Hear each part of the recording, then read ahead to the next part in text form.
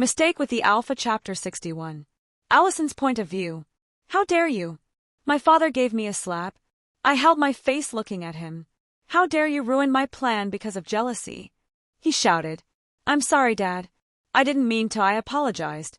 You didn't mean to? He said, glaring at me. I was really angry and hated that girl the most. My father never hit me once, but now he has already hit me twice just for her. I wish she will be dead and never wake up again. Have you forgotten what Diana told you? Have you forgotten so soon? He asked in a low voice, but his words were so harsh. I looked down at my shoes. I know I messed up big time. How do we correct this foolish mistake? He asked. He went to sit on the sofa and put his hand on his forehead as if he got a headache. I really wasn't thinking well before I did what I did, but now what is the solution? I went to my father and knelt before him, so I could look at him. I promised to correct it, Dad, I said softly. There was a very violent knock on the door that both my father and I looked in the direction sharply. Luna! Luna! Luna!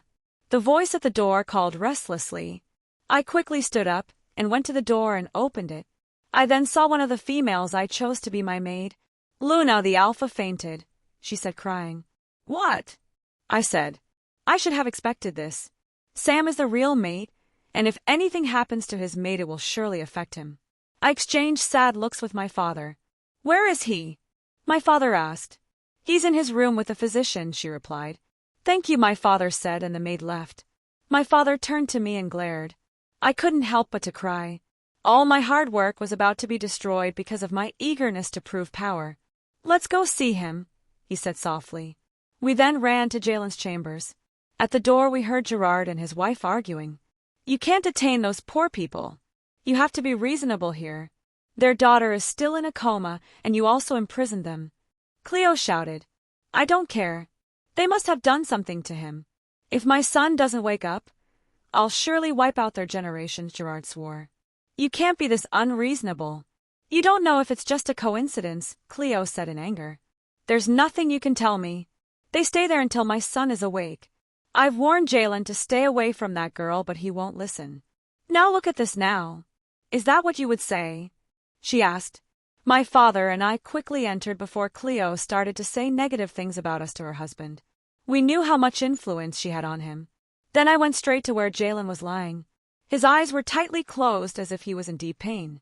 I was so sad because I didn't think well before I did what I did. Jalen. I sniffed. This is all my fault. I'm the reason you are like these. Please don't die. I'm begging you. Don't die on me, I cried softly. They were looking at me as I wept and kept pulling Jalen to wake up. Gerard came to me and carried me away from Jalen. I didn't struggle, but I did leave reluctantly. I looked at Gerard with her puffy eyes. I was glad that I always look so terrible whenever I'm crying. I'm so sorry, Dad. I'm really sorry. I didn't mean to cause so much commotion, I said with a quivering voice. I made sure to sound like a really grieving wife. Gerard hugged me and patted my back. He didn't say anything. I was only trying to prove what she told me wrong. I thought she was lying, I added. Then what I said got Gerard's attention. He released the hug and looked at me.